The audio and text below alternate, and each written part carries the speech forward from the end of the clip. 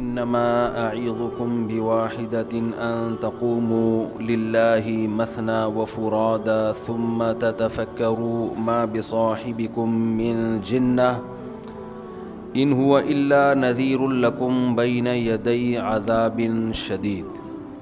سورہ سبا اس کی آیت نمبر 46۔ یہ بڑی عجیب آیتیں ہیں جن کے درس کے لیے آج میں نے انتخاب کیا ہے۔ پہلے میں ان کا ترجمہ کر دیتا ہوں۔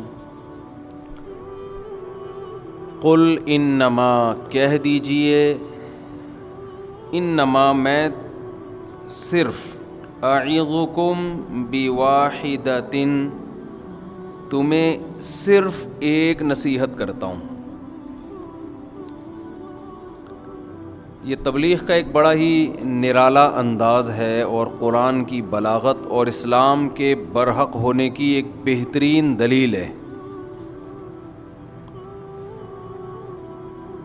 اور جس کو اسلام سمجھ میں آ گیا مگر عمل کی توفیق نہیں مل رہی، اس کے لیے بھی اس میں بہترین دلیل بھی ہے اور ترغیب بھی ہے۔ دیکھیں، جب ہم کسی کو سمجھاتے رہتے ہیں، نصیحت کرتے رہتے ہیں، تو بہت باتیں جب جمع ہو جاتی ہیں تو پھر کچھ بھی سمجھ میں نہیں آتا۔ ایسا ہی ہوتا ہے نا۔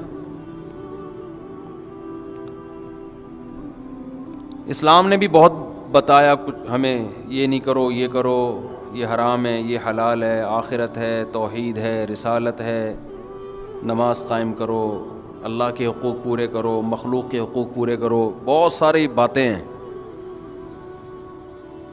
ان باتوں کو یاد رکھنا بھی مشکل، پھر ان باتوں پہ اعتراضات ہوتے ہیں، اسلام نے یہ کہا، اس کا یہ کیوں کہہ دیا، اس میں تو یہ ہے، یہ تو یوں بھی ہو سکتا تھا۔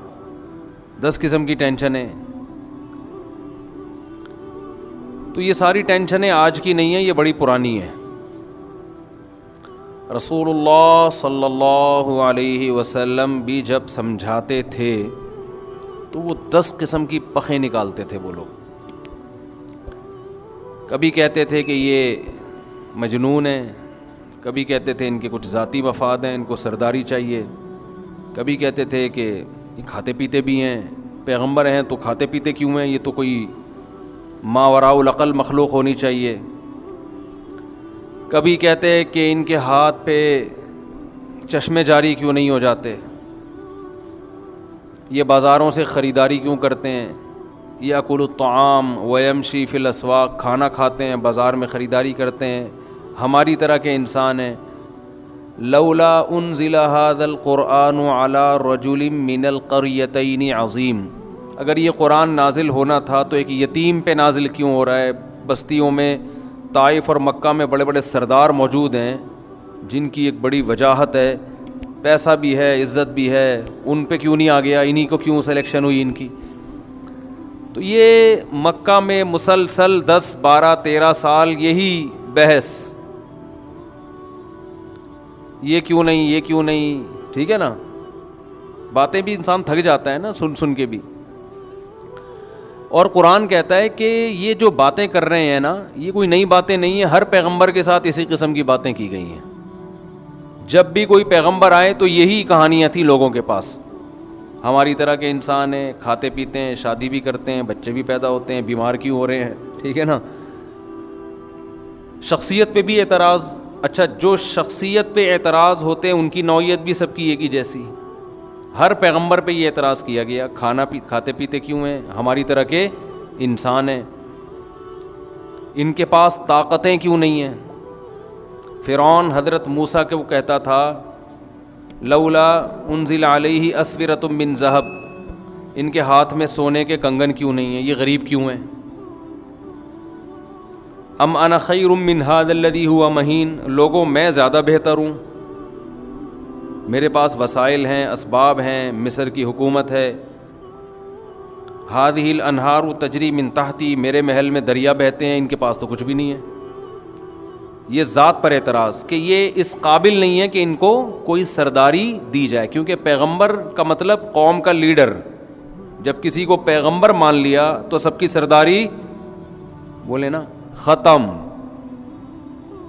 کیونکہ پیغمبر ماننے کا مطلب یہ کہ اللہ کے نمائندے، تو جو بات یہ کہیں گے وہ کس کی ہوگی؟ اللہ کی. تو اللہ کے آگے کوئی ہے پھر نہ کوئی وڈیرا ہے، نہ کوئی سردار صدر، نہ کوئی وزیر اعظم ہے، نہ کوئی صدر ہے. پھر تو بیوی کے آگے شوہر کی ویلیو نہیں، شوہر کے آگے بیوی کی نہیں، اتنی جتنی اللہ نے اجازت دی ہے.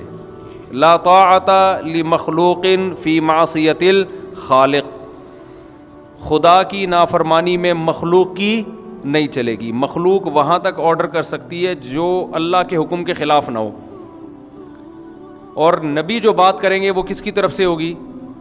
اللہ کی طرف سے. تو فرعون کہتا تھا کہ سرداری، اگر اللہ نے کسی کو زمین میں سردار بنانا تھا، کسی کو قابل اتباع بنانا تھا تو مجھے بناتا، حامان کو بناتا.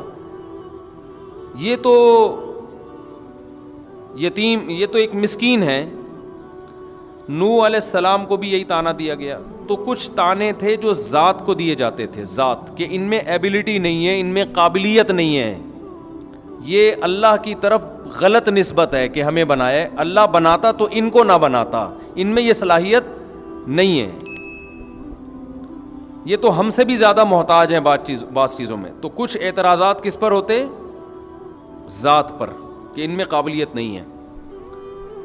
کچھ اعتراضات فالوورز پر ہوتے کہ جو ان کو فالو کرنے والے لوگ ہیں وہ بھی ایسے لوگ نہیں ہیں کہ اگر یہ حقیقت میں پیغمبر ہوتے، واقعی سچے ہوتے، لیڈر بننے کے لائق ہوتے، تو ان کو جو فالو کرنے والے ہیں وہ یہ نہ ہوتے بلکہ وہ والے لوگ ہوتے.